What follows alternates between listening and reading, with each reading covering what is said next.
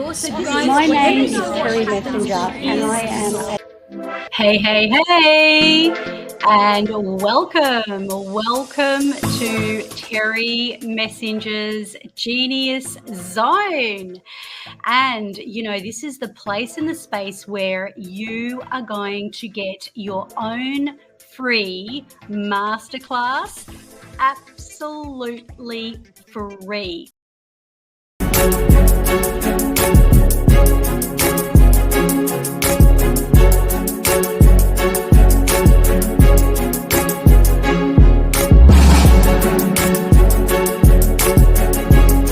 Then what if you could wake up every single day and practice being in that body, right? And fake it till you make it. I wonder if I can put you to that challenge. Okay, I'd be a very bad man if I looked the way I wanted to look, but I'd misbehave a lot. I'm only teasing. I don't believe that. No, I know, it's a joke. But honestly, I sit here, and if I wanted to change that about my life, if I genuinely really cared that much, you know what? I'd change it. Yep. Okay, no excuses. But what if it was as easy as thinking it in your mind's eye? Oh, then I'd get it done. Well, that's what I'm talking about, taking the fast cut here and starting to, really, because when people come in to do weight management, the first thing they have to do is be able to imagine themselves. Don't worry about going on diets. I mean, anything with the word die in it's got to be a bad thing, right? That's right. It's about being able to listen to your body and respect what you want to eat and begin seeing, hearing, and feeling yourself being that way that you want to be and breaking through that limit that maybe you've never broken through before in your life and actually being it.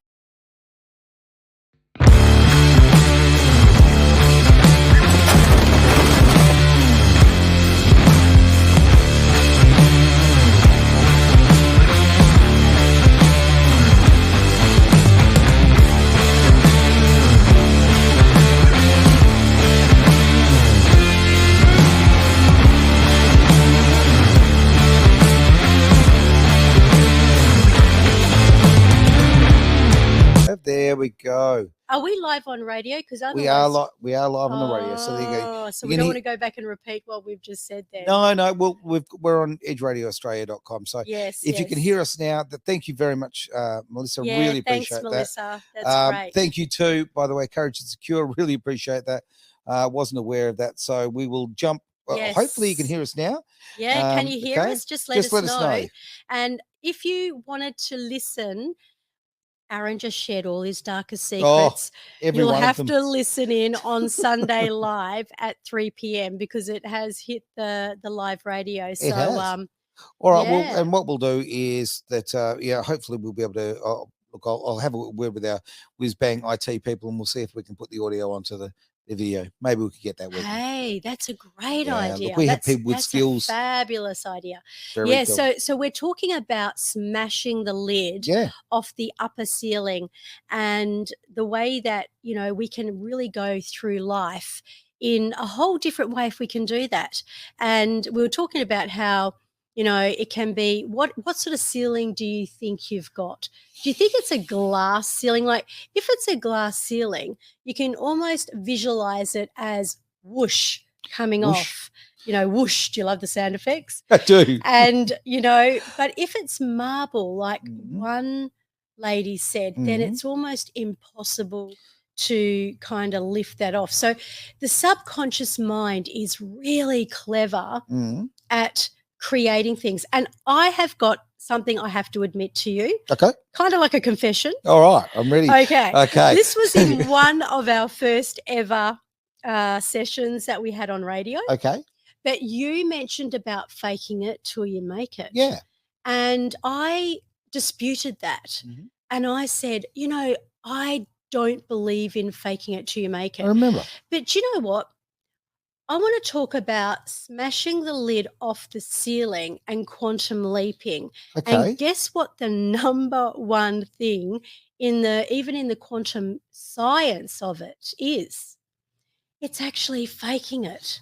Okay. Because you don't know what you don't know. Now, the minute I did a real analysis and a study on this, the first thing I thought about was our argument we had on radio way back when you said faking it till you make it. Well, let's face it, we don't know what we don't know. It's true. So the reason that we get stuck where we are and we're not kind of moving forward is because we're doing something on repeat from our past. Okay. So how do the unconscious is autopilot. So it doesn't know how to do that. And actually, Melissa, I'm not sure if you're still watching, ask questions here, but she was in my masterclass this morning. And we really had to get everyone to think about, what do you truly desire? And people usually always go into what the problem is. They'll tell you what the problem is. Oh, not actually what they want. Yeah. Okay, they're good. Right, just very quickly. Thank you, Gail, for letting us know. I really appreciate that. We're back online with the audio, so thank you so much for that. Yes, Yeah, didn't want to break your train, but I do want to thank people who are helping us out. And ask questions, guys. If you want to know anything about shifting the lid off your upper limit, ask us a question, any question, even if we can't answer it. We'll give it a go Aaron anyway. Will make it up. He's got plenty of tricks under his hat. I don't know about that. Okay, but I want to. Okay, let's visit. Okay, fake it till you make it. Look, I use that because let's face it, rhymes. It works for me. But okay, it could just be. There's another way you could look at it. Okay, sometimes it could be me just saying, okay, things are bad for argument's sake, but I've got to show on. I've got to do this. I've got to do it. I've got to show up. I've got to show up. You do. Okay, to the world. So what I will do is I'll go, right, I'm just going to consciously lift my limit, right? So I might be emotionally, bad, things are bad, whatever. Okay, so you're kind of here. Yeah. But you need to be here for whatever you're showing up for in life, right? Yes. So you will reach into the old subconscious, go, okay, screw you with the negativity, right? The conscious one is going this is to. what I'm talking about. Yeah, this is the guy who's going to lift the lid, right? And so I'll rise to the level. So, okay, the term fake it till you make it sounds a little disingenuous. It's like you're acting like you're faking. No, look, it's kind of like, okay, like my car is, I'm struggling to start. It's sometimes you got to jump the car. You got to grab the jumper cables and give it. You mean you got to bump start it? Yeah. I tell you, right. That's the Aussie way of saying it. Absolutely. Look, it's so true. It's like, I love what you just said, and that's precisely why I say you've got unconscious competency about this stuff, because I was going to ask you the question, if you are in a flat mood, and obviously you've had that, you've obviously come into radio and you've had a day where you've been attacked and all this kind of stuff. So my question to you is, what are your resources? So I know you compartmentalize, so you're very good at putting something in a box and going, right, let's put that to the side. Do you kind of jump into that place in your mind where you can elevate yourself? My life and my mind, it works much like an IKEA storage system. You know, the cubes, right? Are we advertising IKEA again? Oh, the loss seems leader. that way. I've got those right now in the office, right?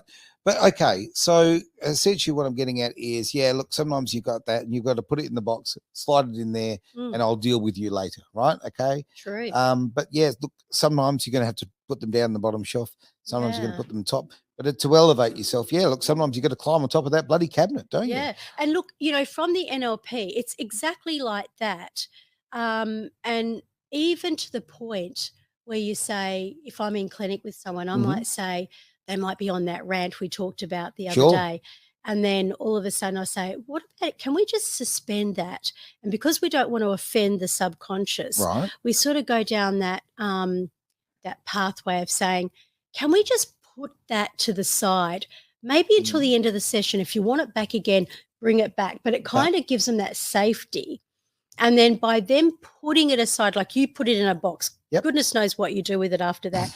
Like, do you burn it or do you bring it back and, no, look, it's still there. It's still there. It's organised. It's popped away. A little OCD in the way. And when you need it, or maybe you don't need the negative sort of thoughts or whatever, but you know what? You need the information. So it's there if you it's your little reference guide of the things that you don't want to do again or the experiences you don't want to have again. So yeah.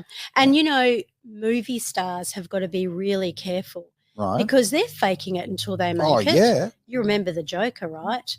yes. I mean, he got too much into his personality. Yep. And you know, even that, did you ever see that movie Poltergeist? Yes, many years ago. That I'm little still girl a little died. scared.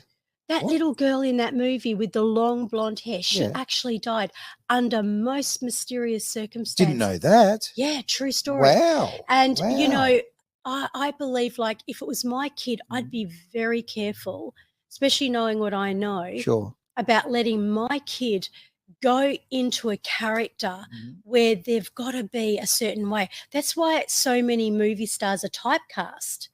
Oh, no doubt about it. I mean, yeah, They there's so learn many. it. They do learn it. But I'm going to have a little side note on this one. I am sick and tired of people taking the advice from movie actors, TV actors, and whatever. Okay.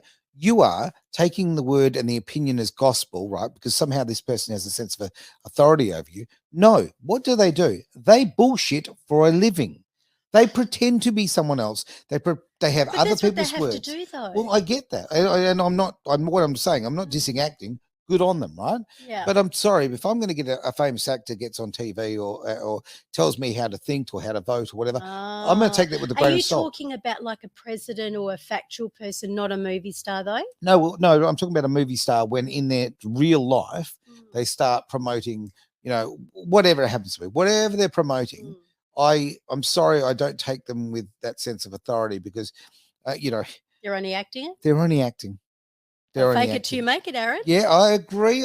But yeah, I don't know. It kind of bothers me. It becomes and people believe so much of Hollywood or singers and they don't live in the real world. They don't experience the same things as everyday people. Well, that's what people are looking at. A lot of our teenagers, they're looking at the influencers. Yeah. And we celebrate the wrong people. Yeah, it's impacting their life because they're looking at them and they're comparing themselves. And what people forget is when you're running a race, let's say you're you're running a marathon, you know, are you going to win that race by looking over at your opponent Hell no. and seeing where they're going? Or are you going to keep your eyes focused and fixed on the finishing line and totally nail it? But when, you know, people go off on a tangent and start comparing themselves, we call it comparasitis.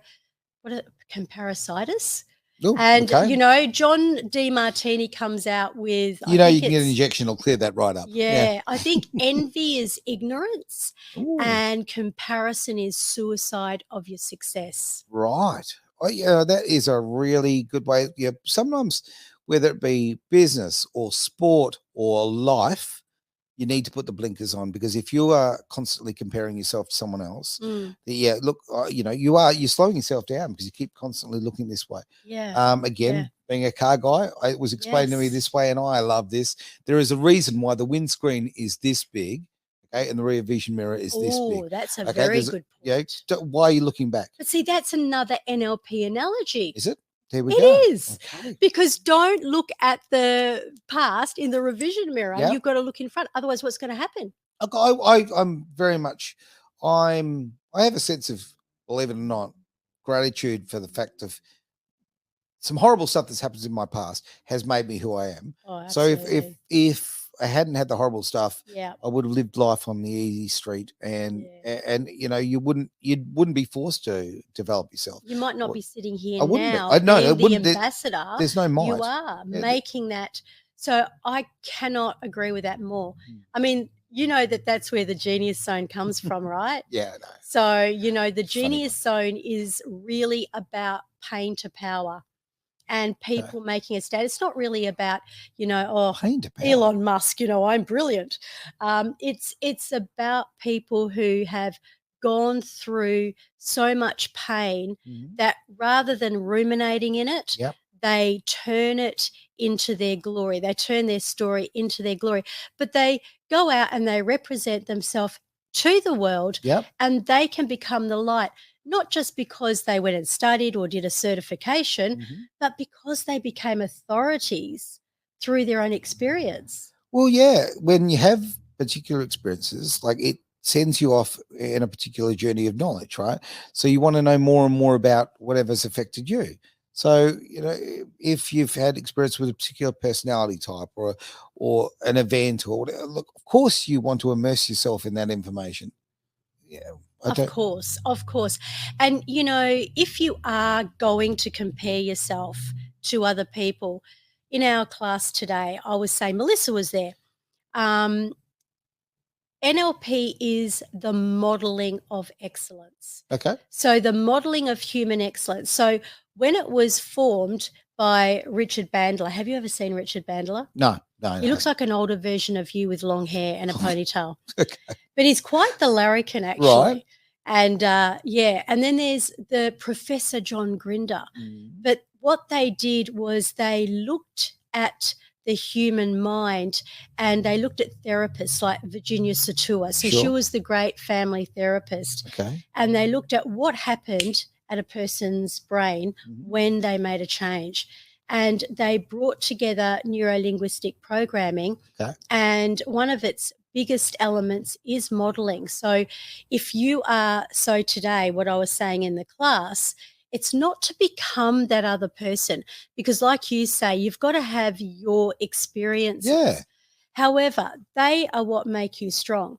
But when it comes to recreating, I always say, for me, it's so much easier to release the past and the trauma than it is to recode, rewire, and refire new pathways because it's really up to the person to become committed, dedicated, and outside of reading lots of books and studying lots of things, one of the things they can do is they can model human excellence.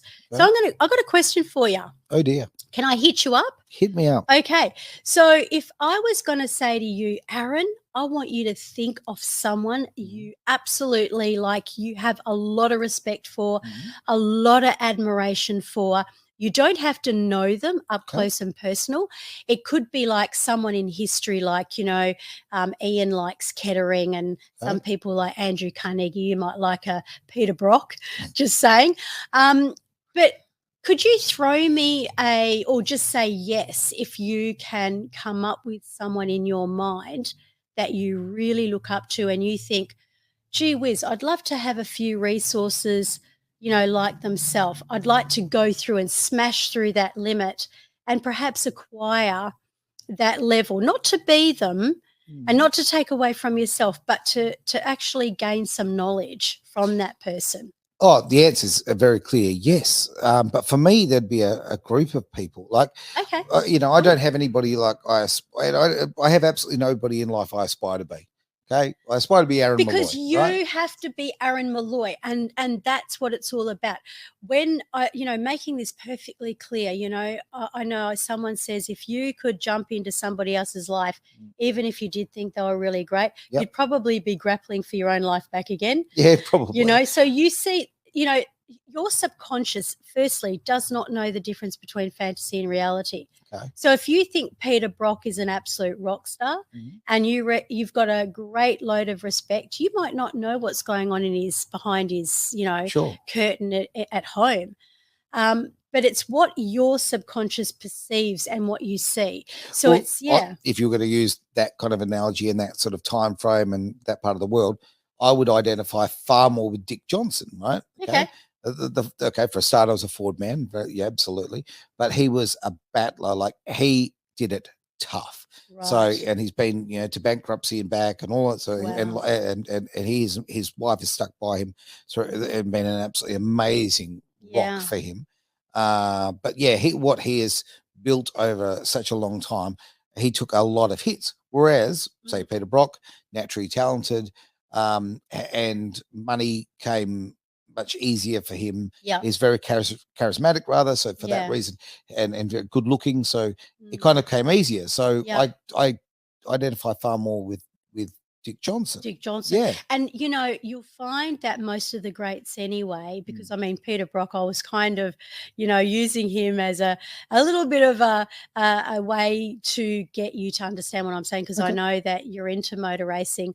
And, most of the greats have got that Dick Johnson kind of a thing. Yeah. Like even Andrew Carnegie, you know, the Right. great man of steel, and he, you know, obviously hired Napoleon Hill.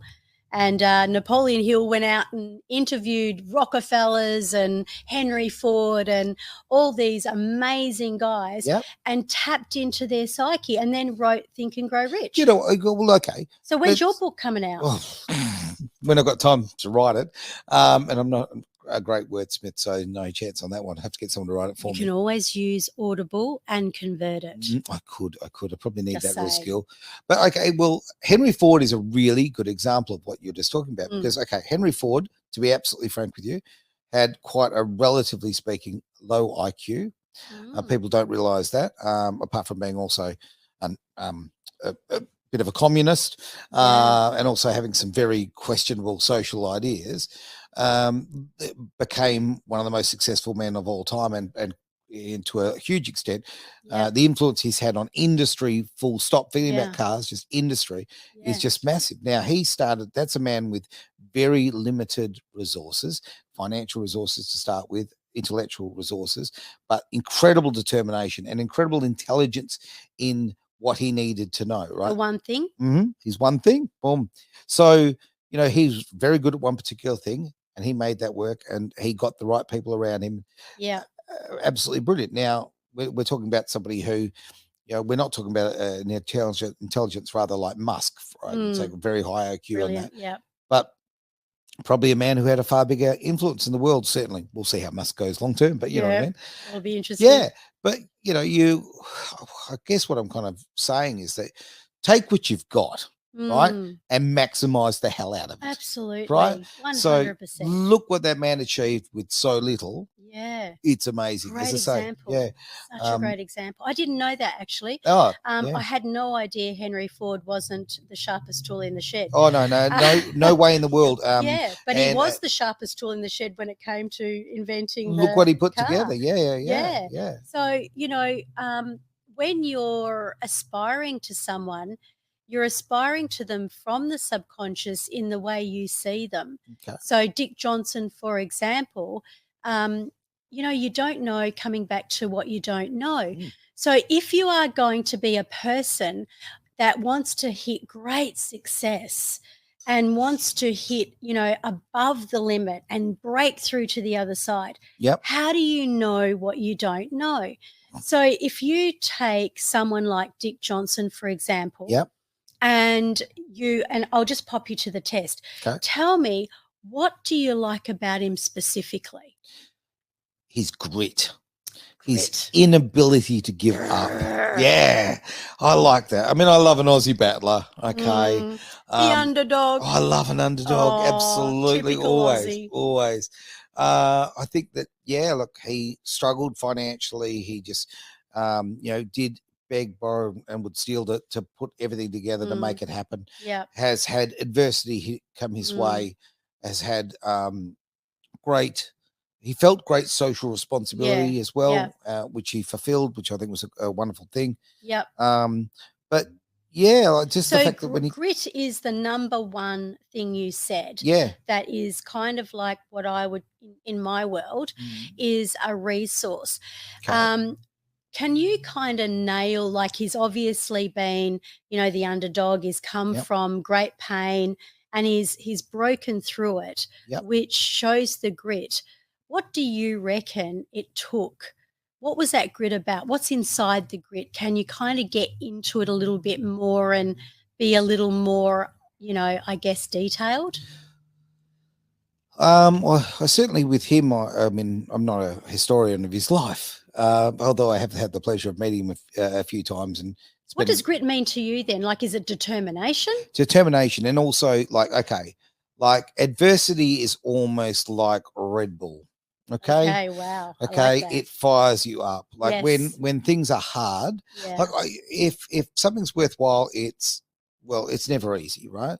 So whenever in my life, if I take a real thump, you know, and I'll be very honest, okay, internally and sometimes externally, I'm going to have a bit of a sook about it. Okay. I'm going to have a bit of time where I'm kind of You're allowed to. Yeah, I'm not happy.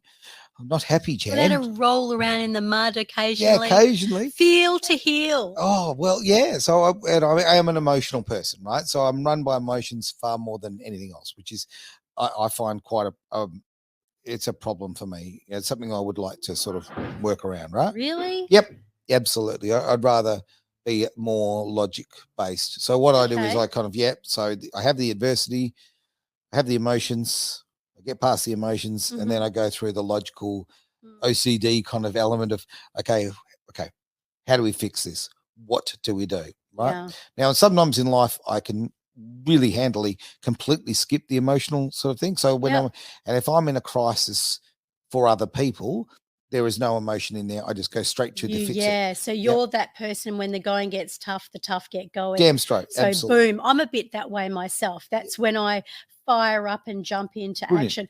What I've heard, and correct me if I'm wrong, grit, determination, which you did say, and strength. Yep.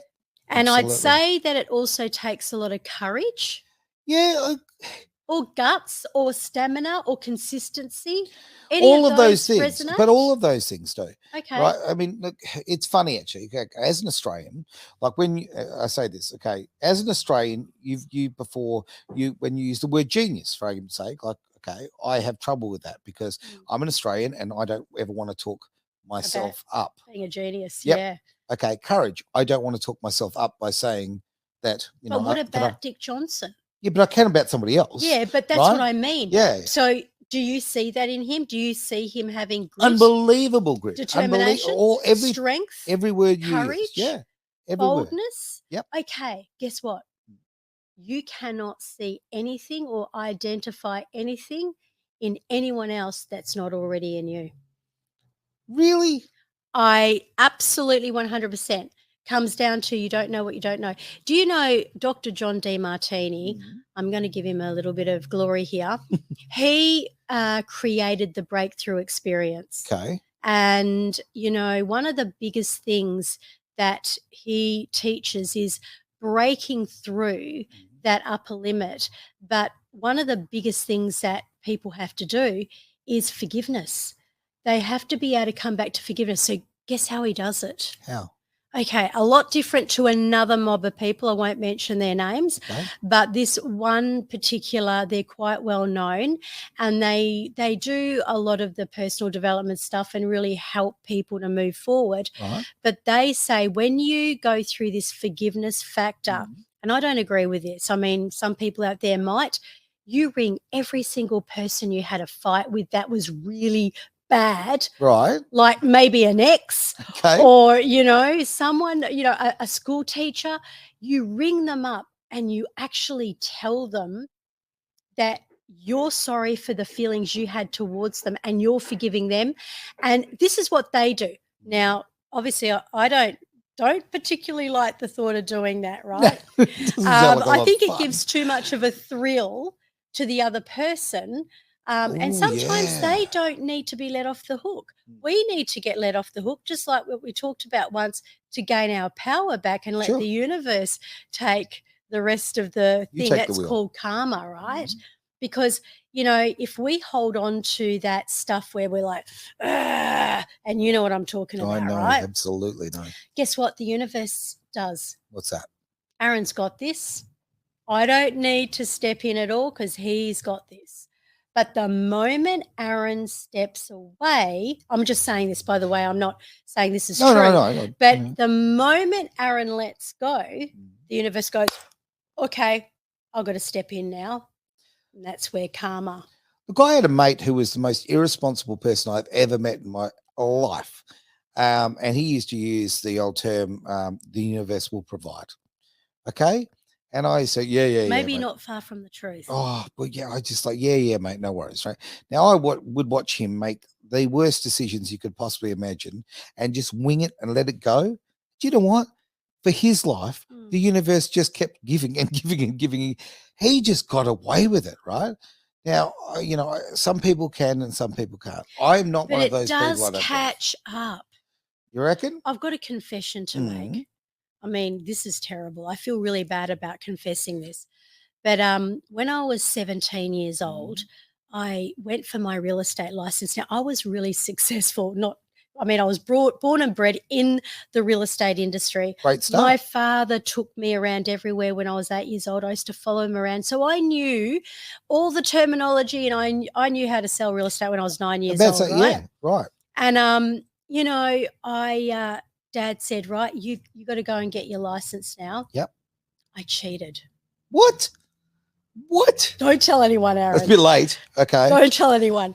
But I cheated. Wow. I was 17 years old, and I know you're ashamed of me. I can see it all written all over your face. You can see the shame, yeah? Yeah. But, I thought I got away with that. Mm. Long story short, I didn't go into real estate straight away because, having youth is not always a good thing. Oh, no. When you're trying to sell real estate. I mean, the purchasers love you, but the vendors, you're a bit young, Even at 27, 28, I still had that kind of baby face. Gotcha. But guess what happened when I hit 30? What's that? My license expired. Right. This was karma. Now, how many years later is this? This is 12 years later. Sure. I had to go back and sit for that same bloody exam. But why? Because I feel that it was karma. Oh, okay. I feel that I cheated when I was 17. Yep. And I feel that whatever happened, because I had my third child, I was pregnant, caught up in all that hoo-ha, and it just, I probably just didn't register myself, but I had to go back. That was karma. Okay. So I don't see, the universe doesn't have a time on stuff either. Okay. So there is no time in the quantum. So it's a, timeless space. So you might hit 90 years old and then, because these are the things, like quite often in our woo-woo industry, it's like, you're paying for the karmic pattern that maybe your grandmother or someone else made. But just to flip that around and go into a more positive way, if we go back to breaking the limit and you, for example, looking at what Dick Johnson actually, achieved, Yep. then by you aligning your vibrational energy with what you perceive that man has, and then actually imagining that you have all of that, although you already do, and living that out, what you're doing is you're raising your frequency, you're raising your energy. Okay. And this is why if a person wants to become successful, if they want to become a millionaire, if they want to become the greatest athlete, car racer, whatever it be, teacher, they have got to align their frequency and energy and their thoughts and their feelings with who they want to become. Okay. And that's the fake it till you make it part, right? Where as you're doing that, it's aligning with that next limitless part of your super self. We all just put such limits on ourselves. Like, honestly, it's kind of crazy. I don't know, maybe we're all different. We're all wired differently, all that sort of thing. But yeah, to me, I don't know. I've always just thought I'll give it a crack. Yeah. Because, okay, what's the worst thing? Okay. I sit here, okay, as a fat bald man, in his 50s. Come on, Aaron. No, but okay. But yeah, I'm going to challenge you after this. Okay, never been Brad Pitt in my life, right? Okay. But I'll tell you right now, okay, through my life, I've had, beautiful girls in my life. Okay. And do you know why? Charisma? No, because I have the balls to walk up and say hello and start a conversation. And because so many people feel like, oh, I'm not the best looking guy, or I haven't got a great job, or yada, yada, whatever it happens to be. You're right? very comfortable in your own skin. Oh, you've got to be. It's the only one I've got. So, ultimately you go up, and I used to make this bit of a joke because I had friends who wouldn't approach girls. And I used to just say, nobody spontaneously combusted because a girl said no, right? You don't catch fire. Perspective. See, I told you. Boom. You just don't know. So you know what? If you see someone that you want to go and talk to, go and talk to them, right? Yeah. And if they say no, then no problem. Hey, her loss, right? Okay. Simple as that. And I think that, that might sound a little bit arrogant, and so what if it does? Okay. Back yourself. Because, if somebody's saying no to you, I mean, I'm using that as an example, but I think about anything in life. People are going to say no to you. right? It doesn't mean that, you know what? It doesn't mean that you're a lesser person. It doesn't mean you're lacking capability or this or that. Okay.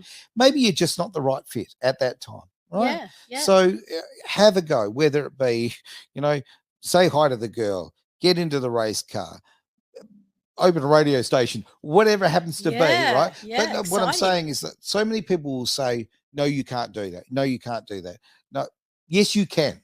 Right. Yeah. So I would, what advice I would give, not that I give advice, but you know what I'd say to a guy who says, Aaron, how come you get all the chicks and, I don't? And I'd say to that guy, you've got to use Aaron as your role model. And, you saying you're comfortable in your own skin. Well, I told you that. And you said, well, it's the only one I've got.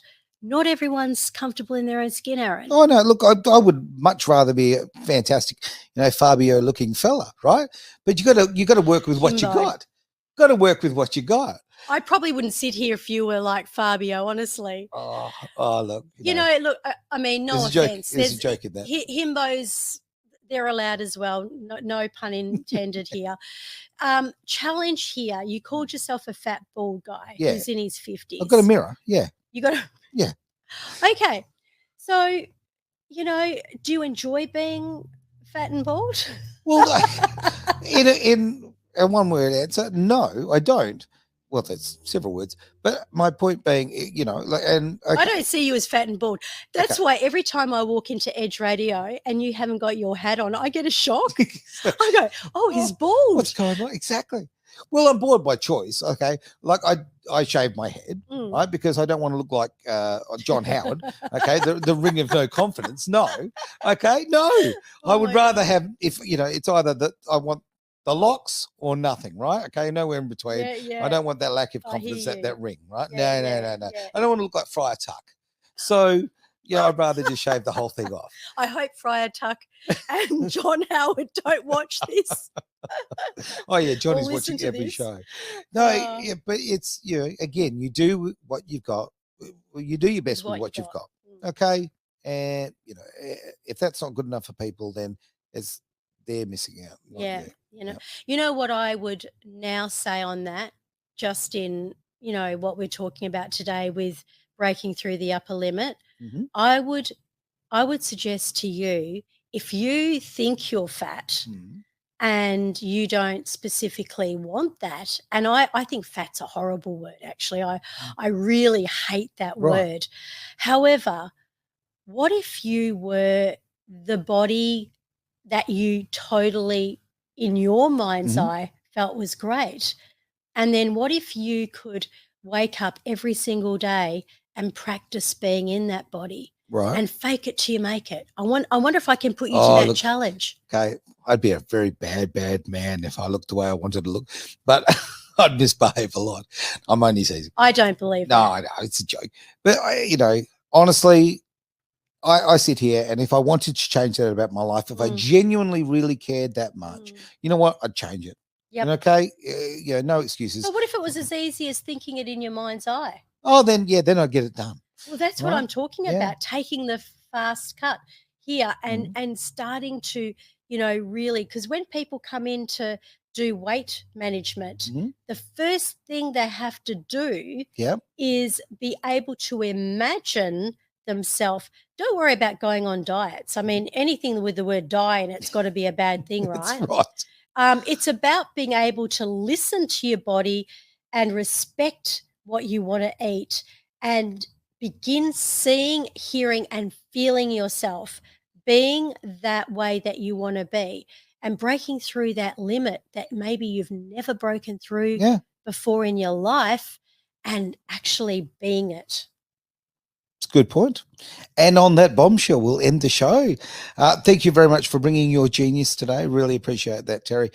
And, for those out there watching the show, listening to the show, hey, go find yours. It would be my advice. As I say, a tall poppy, I don't like the term. I keep away from it, but I get it. I absolutely get it.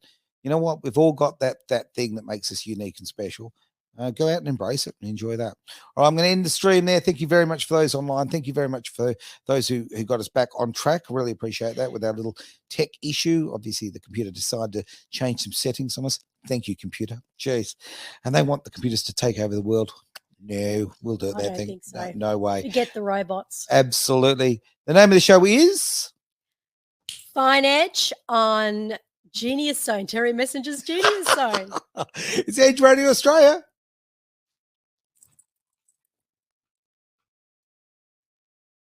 I'm glad that and